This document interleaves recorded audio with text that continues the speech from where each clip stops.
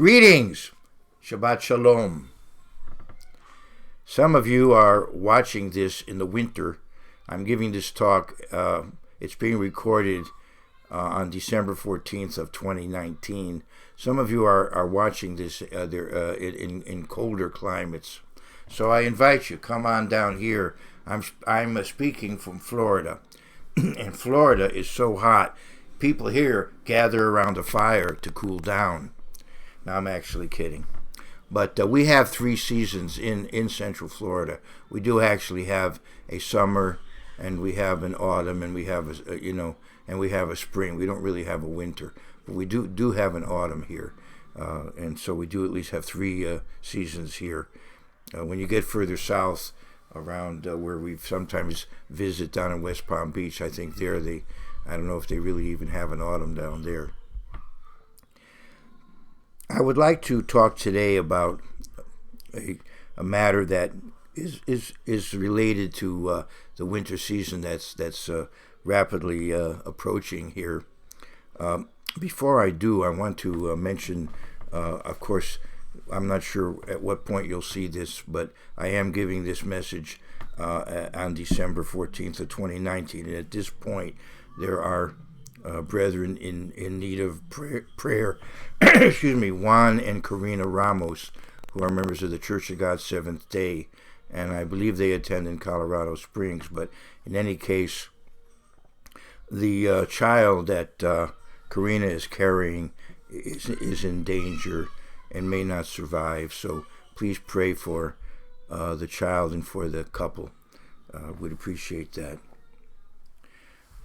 Today I want to talk about something that I talked about the first time I ever had a chance to give what we call a split sermon.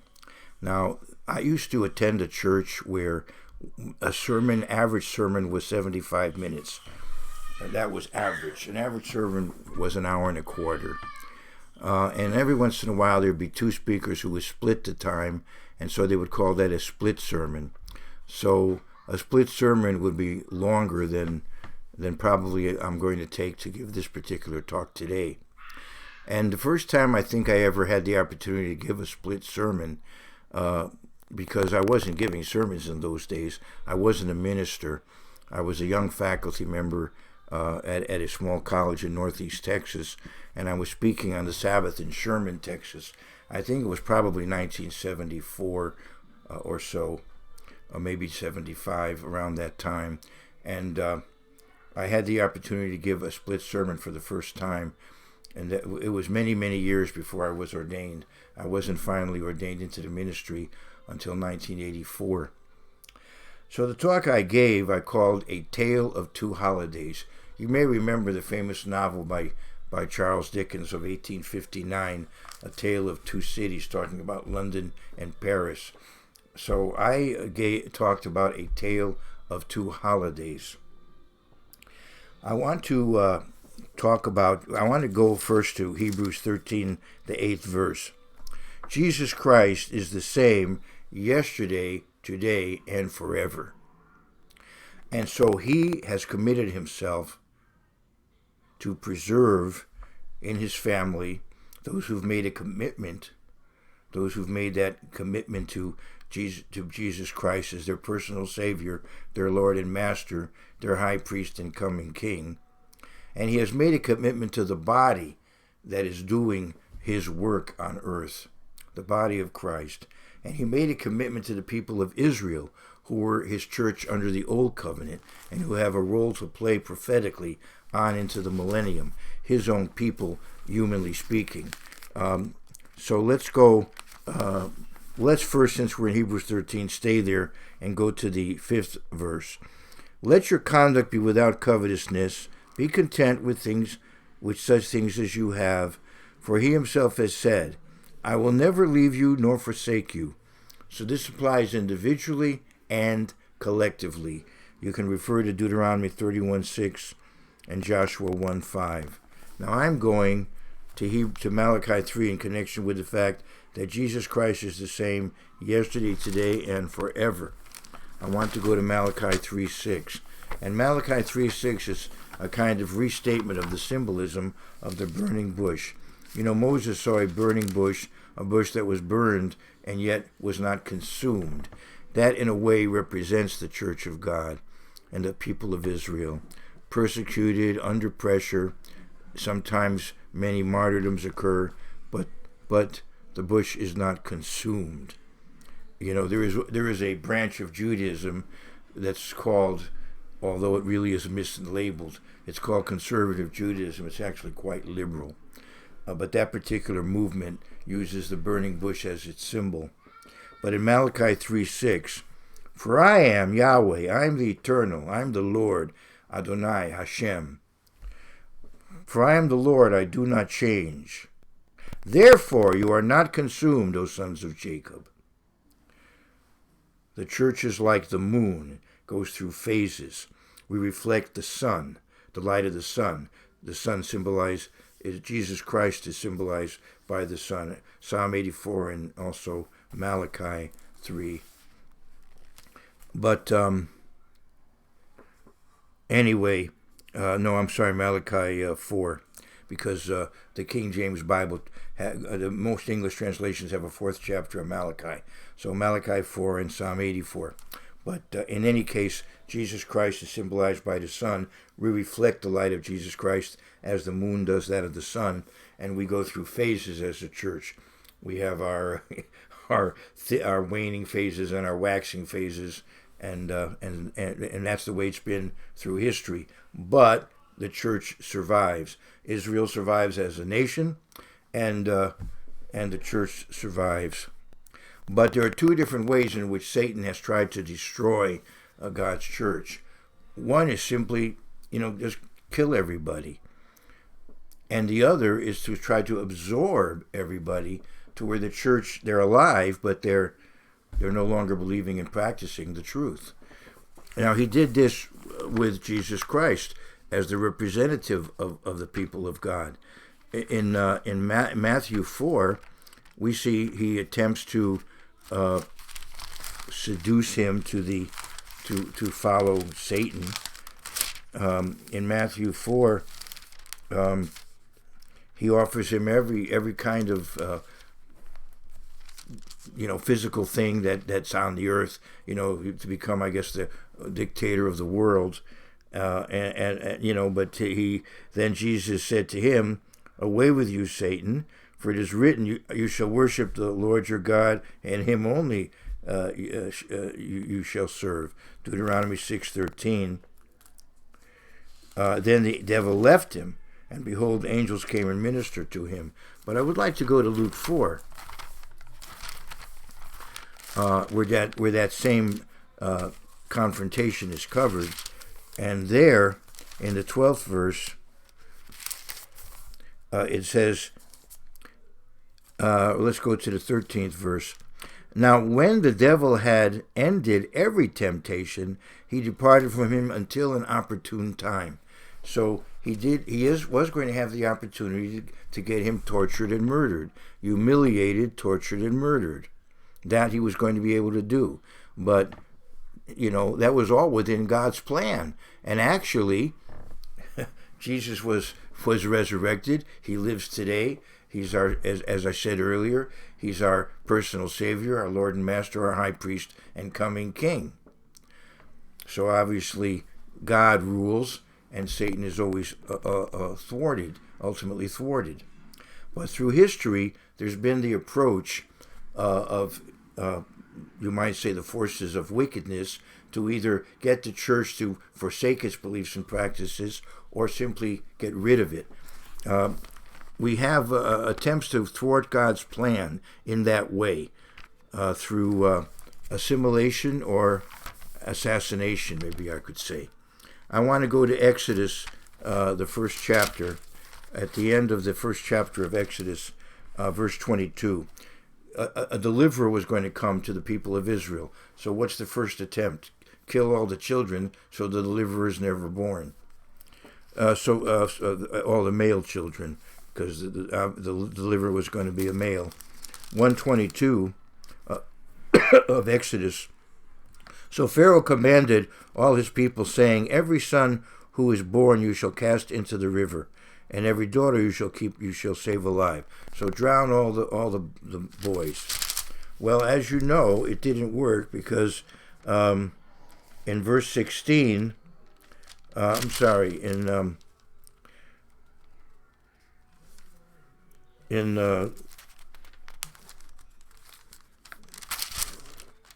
around actually verse or a little earlier than that, verse 10. Okay, and the child, this is Exodus 2:10. Moses was spared. He was put on a basket. You know the story. You know the account. And in verse 10, and the child grew, and she brought him to Pharaoh's daughter, his mother, who was asked to nurse him by Pharaoh's daughter, and he became her son. So she called his name Moshe, because saying, Minamayim Ishitihu, of saying, because I drew him out of the water. Now that has an Egyptian meaning of, as far as I understand, it means a child, and we don't know who's the parent of the child, who are the parents of the child. So I think the meaning would be, in effect, an orphan child. I'm speculating, but I think that would be the meaning in Egyptian. Here's a child, that we don't really know the ancestry of the child. But in Hebrew, it has a meaning of to draw out. So it has a meaning both for an Egyptian speaker and a Hebrew speaker. And in any case, Moshe, who the Jews call Moshe Rabbeinu, Moses, our master teacher, like the Japanese have the term sensei. The term rabbi is applied to Moses particularly. So anyway, he is spared, and he becomes the deliverer of his people. Then you have a similar situation regarding Jesus Christ in Matthew, the 2nd chapter.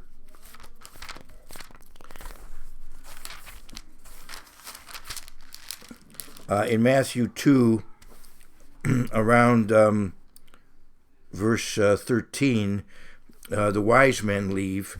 And then, now when they had departed, behold, an angel of the Lord appeared to Joseph in a dream, saying, Arise, take the young child and his mother, flee to Egypt, and stay there until I bring you word, for Herod will seek the young child to destroy him.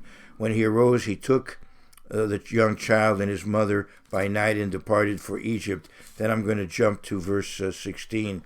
Then Herod, when he saw that he was deceived by the wise men, was exceedingly angry, and he sent forth and put to death all the male children who were in Bethlehem and in all its districts, from 2 years old and under, according to the time which he had determined from the wise men. But it failed, because the child was delivered. So once again, we have the attempt to thwart God's plan by just killing all potential people who could play the role that God intended, but didn't work, because God made sure that the person was delivered. And we see a prophecy of Rachel weeping for her children referred to here in the later on, as we keep on reading, and I'll go back to that later on. Because, Bethlehem was, that area is around where she died, and so she's associated with that area, and very likely some of those children who were killed would have been of the tribe of Benjamin and would have been direct descendants of Rachel. Okay, so we see again there's an effort to destroy all the potential deliverers, but yet the deliverer is spared. Then we go to in modern times. In modern times, we have the catastrophe, as it's called in the Declaration of Independence of the State of Israel, the catastrophe, which is known in English as the Holocaust, and now Jews speaking Hebrew refer to it as the Shoah, or when Americans talk about it, or Western language speakers, they call it the Shoah. And here we have a situation where Hitler was obsessed with destroying the Jewish people, and he was able to destroy a third of the Jews, and particularly 2/3 of the European Jews. Now Hitler was in North Africa, and he was heading towards Palestine, which was a British mandate, and that was supposed to be a future Jewish state, and had hundreds of thousands of Jews already living there by that point. Now, what if he had succeeded in fully conquering North Africa, where there was a large Jewish population, had gone into Palestine, and then maybe he would have gone further into Iraq and other parts of the Middle East? If he had succeeded, he might have totally destroyed the Jewish population of continental Europe and of the Middle East. So who would be there to populate a Jewish state? Who would be there to lead a revival of the house of Judah, the beginning of the revival of all the 12 tribes of Israel? So again, we seem to have an effort to thwart God's plan, because it was in God's plan that before the coming of Jesus Christ, there would be a Jewish presence in the Holy Land. Evidently, it would seem a revived Jewish state when you read all the prophecies. And I want to go back to Jeremiah 31, where that prophecy of Rachel first occurs that I referred to earlier. And in Jeremiah 31, verse 15, this is the prophecy that's quoted there in Matthew. Thus says the Eternal, a voice was heard in Ramah, lamentation and bitter weeping, Rachel weeping for her children, refusing to be comforted because they are no more. Now, you can see this is a prophecy of the exile and mass slaughter of many of God's people in that area, but also it applied, as we see, particularly to what happened at the time of Herod. But thus says the Eternal, refrain your voice from weeping and your eyes from tears, for your work shall be rewarded, says the Eternal, and they shall come back from the land of the enemy. There is hope in your future. The national anthem of the state of Israel is Hatikvah, the hope. There is hope for your future, says the Eternal, that your children shall come back to their own border. Vishavu vanim ligvulam. That your children shall come back to their own border. So it would seem that through the Holocaust, there was a satanic effort to thwart this revival of the Jewish people by simply exterminating any who could potentially be part of that revived Jewish presence in the Middle East. And I want to go to the book of Joel to further illustrate that. Before the coming of Jesus Christ, many Jews are going to be returning to their ancestral homeland. Joel, the 3rd chapter.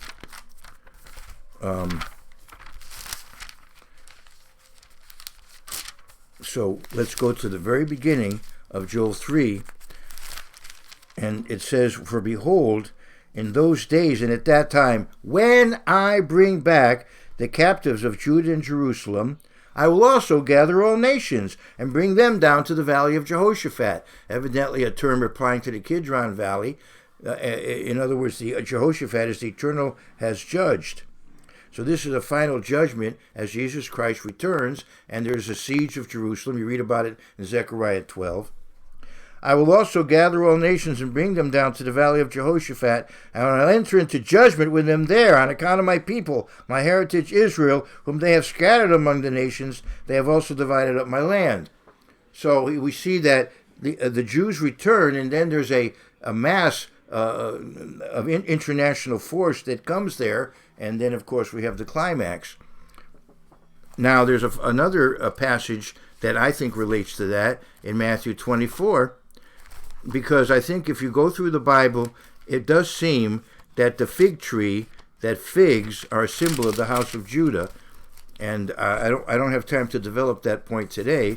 It's something you might want to study into. But I do want to go to Matthew 24. And he talks about the parable of the fig tree. I want to go to verse 32 of Matthew 24. All right?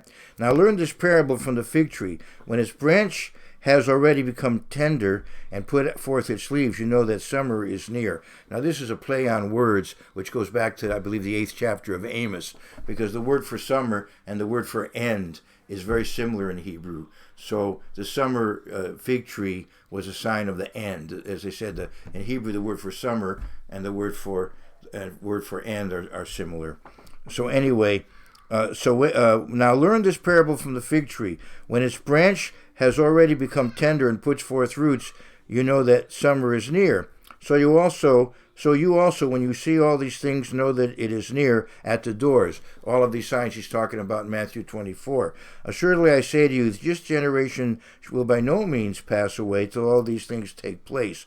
So the fig tree becomes tender and puts forth leaves. So this would seem to be talking about a revival of the Jews. And the question is, at what point has this revival begun? One candidate for that, I would say, would be 1967. A miraculous 6-day victory. And you can study about that period. It's amazing. And the Jews return to their heartland, the biblical heartland, Judea, Samaria. They return to East Jerusalem, to the Western Wall, and the Temple Mount. And maybe that is what's being talked about here. So it may very well be that what we call Generation X, perhaps that generation, the generation, let's say, born in 1967, maybe before all of them die out, we'll see the second coming of Christ. But that is speculative. But it does seem that some very important milestone in the revival of Judah will occur as a sign of that final generation before the coming of Jesus Christ. And again, so it would indicate that the Jews ought to be there. There ought to be a Jewish nation in their ancestral homeland for that to happen. And so again, God thwarted that effort. 2/3 of the world's Jews survived. Even 1/3 of those in Europe survived, and those in the Middle East survived. And the state of Israel is now, as you know, it's flourishing.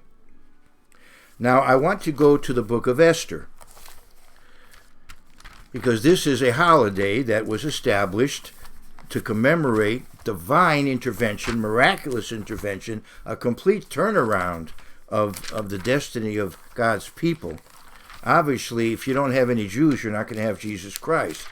So here we have Haman wanting to completely exterminate the whole Jewish population of the Persian Empire, which would be virtually all the Jews in the world. And Esther is considered a historical book here, so I'm going to turn to historical books, and maybe I'll get a little hysterical too, because it's a very exciting account. But I want to go to Esther 3 and verse 8. Esther 3 and verse 8. And this is, of course, the common attack on Jews and the common attack on God's church, that, we are, in effect, countercultural. We stick out. We're different. Esther 3:8. Then Haman said to King Ahasuerus, there is a certain people scattered and dispersed among you, the people, in all the provinces of your kingdom. Their laws are different from all other peoples, and they do not keep the king's laws. Therefore it is not fitting for the king to let them remain. Let's go now to the what the king decreed.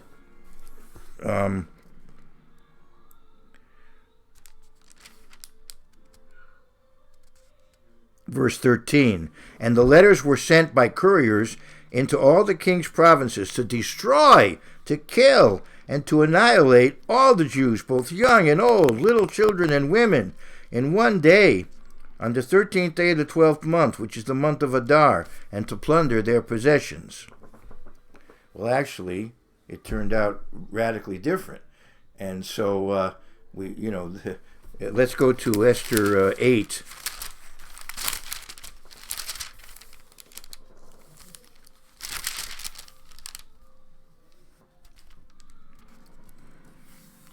And I'm still in the I'm in the eighth chapter of Esther, verse 16. The kings had the Jews, Layehudim Haita, Ora, v'sason v'simcha v'ikar. This is a verse that we recite, that Jews recite. I used to, as part of the Havdalah service on Saturday night, separating between the Sabbath and the week to come. The Havdalah service, part of that service was to recite this verse. The Jews had light and gladness, joy and honor. Everything turned around. Jews became a favored minority in that empire, virtually running the show for a period of time. And so they took upon themselves to honor, honor God who intervened for them and saved them at that time. So that was an attempt to exterminate all the Jews, so you wouldn't have the Messiah.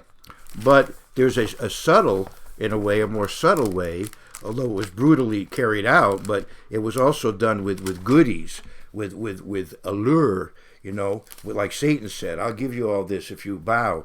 And that was what Antiochus did. Antiochus attempted to lure Jews to support him, raising them, promoting them if they would go along. Antiochus wanted to absorb the Jews into his empire, to eliminate their religion, make them into Hellenistic followers of his, just absorb them culturally. And in Daniel 11, we have in verse 32, this is Daniel 11:32. Those who do wickedly against the covenant, he shall corrupt with flattery. And so he attempted to assimilate the Jews of the land of Israel, and that would, of course, have pretty much destroyed the people of the Bible. In terms of preservation of the Bible, the temple was there, the priesthood, was there, and the idea was to just absorb them, where their beliefs and practices would disappear. Those who do wickedly against the covenant, he shall corrupt with flattery. But the people who know their God shall be strong and carry out great exploits. And these are the Hasmoneans, the Maccabees, whom God inspired and protected and gave victory to as they drove out Antiochus and his Hellenistic forces, and as they revived the Old Covenant at that time in 164 BC. And so the Jews celebrate the Feast of Dedication, Hanukkah, and you find in John 10:22 and 23, Jesus Christ is there right at the center of the celebration. He's there right in the temple. The festival of Hanukkah celebrates the dedication, the rededication of the temple. That's why it's called Hanukkah, the Feast of Dedication. And so where is Jesus Christ on Hanukkah? Right at the center of the observance, right there in the temple. And the Jews have been keeping Hanukkah since 164 BC. And they're celebrating their deliverance from an attempt to force them to completely forsake God's way of life, to become simply part of the world. And of course that effort failed. So all through history we have this effort to either assimilate the church or exterminate the church. And if we go to Revelation 12, we find that in the end time also there's an effort. Well, let's first go to Matthew 24. Matthew 24, around verse 24.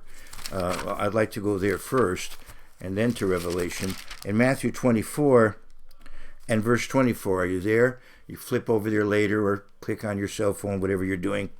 For false Christs and false prophets will rise and show great signs and wonders to deceive, if possible, even the elect. There's going to be an effort to deceive God's people to follow this false Christ. But, if it were possible, but it shouldn't be possible, if you're committed to Jesus Christ, the fact that people can do wondrous signs, that's not enough. Look at Deuteronomy 13. If they do wondrous signs, but their beliefs and practices are not biblical, then you don't follow them, obviously. So there's an attempt to seduce the church, but that not succeeding fully, at least. now there's an attempt to destroy the church, and we find that in Revelation 12. And you can go through those verses where there's an attempt to exterminate the church. The church is taken to a place of protection. And now some people argue that this is talking only about Jewish believers at that time. Well, if it is, then they're singled out and they're protected, but it would apply to the rest of the church in terms of wherever it may be. It's going to be persecuted. You can look at Revelation 6, and it talks about great martyrdom yet ahead, unfortunately. There have been martyrdoms in the past. There has been martyrdom in the past. There's going to be martyrdom in the future, unfortunately. Look at Revelation 6 on that. But I do want to go to Revelation 12:17.